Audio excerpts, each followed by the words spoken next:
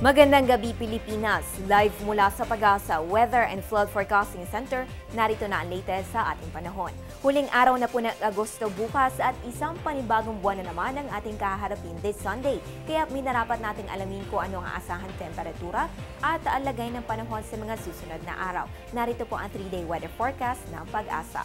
Simulan po natin sa Baguio City. Magpapakita ang init ng araw pero syempre malamig pa rin po dyan dahil maglalaro ang agwat ng temperatura sa 16 to 24 degrees Celsius.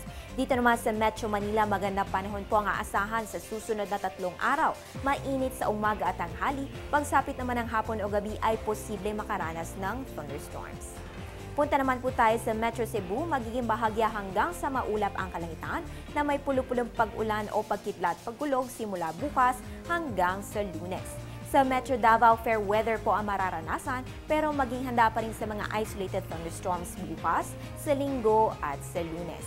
Ang sa Zamboanga City, dalhin po ang inyong mga payong dahil sa bahagya hanggang sa maulap ang kalangitan at itong mga kalapan po ay magdadala ng mga pulupulong pag-ulan o thunderstorm simula bukas hanggang sa Lunes, September 2. Magbabalik po ang ating ulat panahon makalipas ang isang paalala. Teng, ang package. Ma'am, sabi ng Air 21 on the road na. Ano, Teng? Ang package. Ma'am, sabi ng Air 21 na receive na. Okay, very good. Basta padala, sagot ka ng Air 21. May real-time delivery updates via text para worry-free ka. Teng, ang package, napadala mo na? Yes, ma'am, sa Air 21. Sa Air 21, sagot ko, padala mo! Mga kababayan, isang linggo na naman tayo nagkasama-sama sa pagbabantay ng ating weather conditions.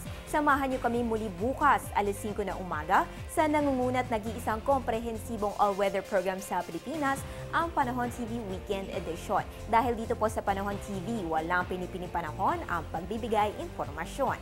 Kasama sa paghahatid ng ulat panahon sina weather lover Amor La Rosa, weatherman Harry Bayona at ang buong Panahon TV team, ako po ang inyong weather girl April Enerio. Magandang gabi po sa inyong lahat.